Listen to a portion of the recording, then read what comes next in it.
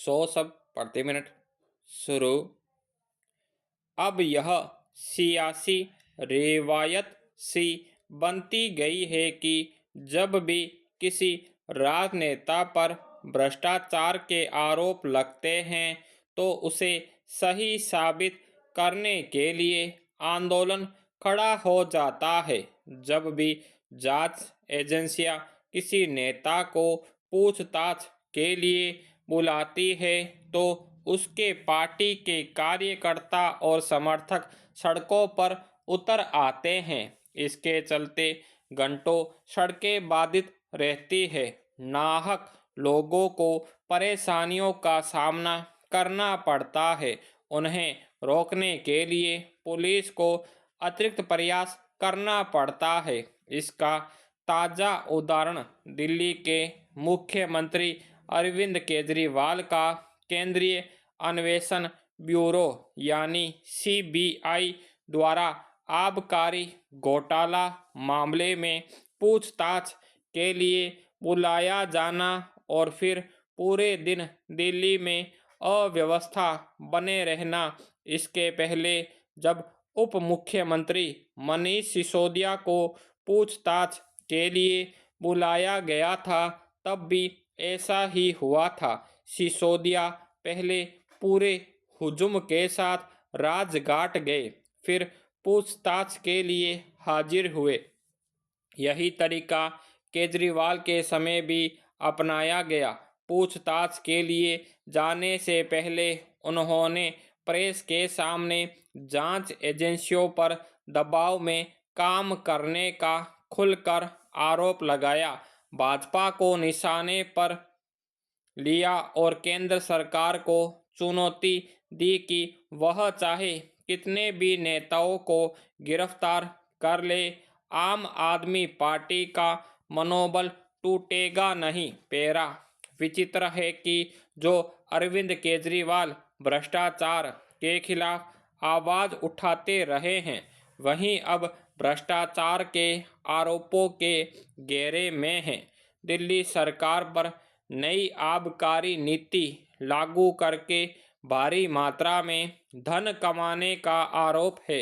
मनीष सिसोदिया के पास आबकारी विभाग की जिम्मेदारी थी। उन्हें इस घोटाले के आरोप में गिरफ्तार किया जा चुका है।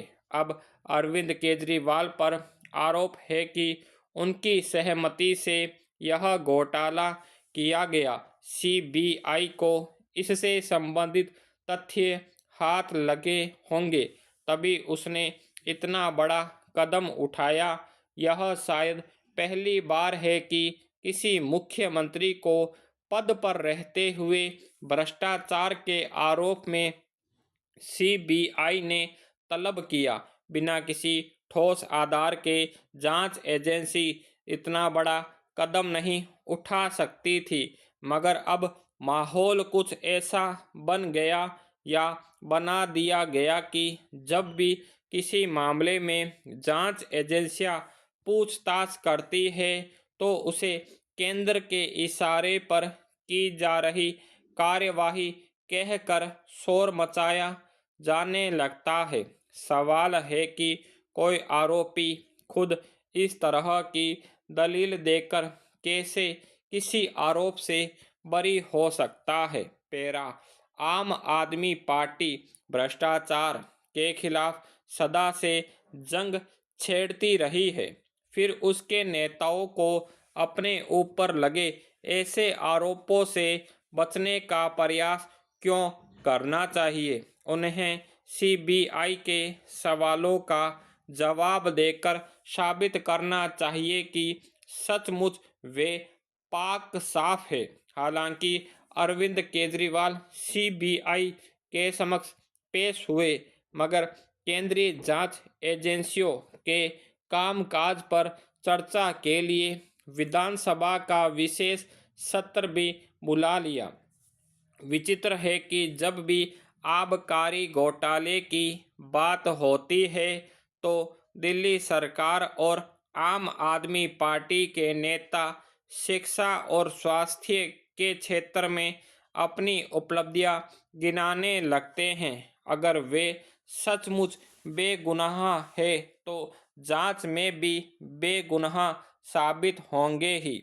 इसे लेकर इतना बड़ा प्रचंड करने की कोई जरूरत समझ में नहीं आती। दूसरों की अनियमितताओं पर तो खूब चिल्ला चिल्ला कर भाषण देते हैं, मगर जैसे ही खुद पर उंगली उठती है तो बेचारा सा बनकर कहना शुरू कर देते हैं कि नाहक उन्हें परेशान किया जा रहा है। उनसे कानूनी कार्यवाहियों में सहयोग की अपेक्षा की जाती है। पैरा किसी भी दुखद घटना या हादसे का जरूरी सबक यह होना चाहिए कि ऐसे इंतजाम किए जाए ताकि भविष्य में वैसा फिर ना हो। लेकिन ऐसा लगता है कि बिहार में सरकार को इससे कोई फर्क नहीं पड़ता कि वहाँ पाबंदी के बावजूद बार बार जहरीली शराब पीने से लोगों की मौत हो रही है और प्रशासन की नाकामी बदस्तूर कायम है।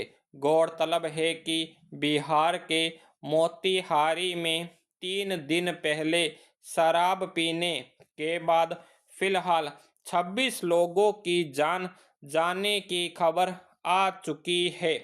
हैरानी की बात यह है कि राज्य में शराब पर सख्त पाबंदी को मौजूदा सरकार अपनी एक बड़ी उपलब्धि बताती रही है, मगर समय समय पर अमूमन हर जगह अवैध रूप से शराब मिलने की खबरों को लेकर जब सवाल उठाए गए और पाबंदी की व्यवहारिकता को कठघरे में खड़ा किया गया, तब भी सरकार ने इस मामले में नरमी बरतने के कोई संकेत नहीं दिए। सवाल है कि अगर सरकार शराब पर प्रतिबंध को लेकर अपने सख्त रुख को उचित मानती है तो उसे जमीन पर उतारने में लगातार नाकाम क्यों दिख रही है। पैरा हालांकि कुछ महीने पहले राज्य के छपरा जिले में जहरीली शराब पीने से हुई मौतों की पिछली घटना के बाद राज्य में काफी तीखी प्रतिक्रिया उभरी थी और विपक्षी दलों ने सवाल उठाए थे।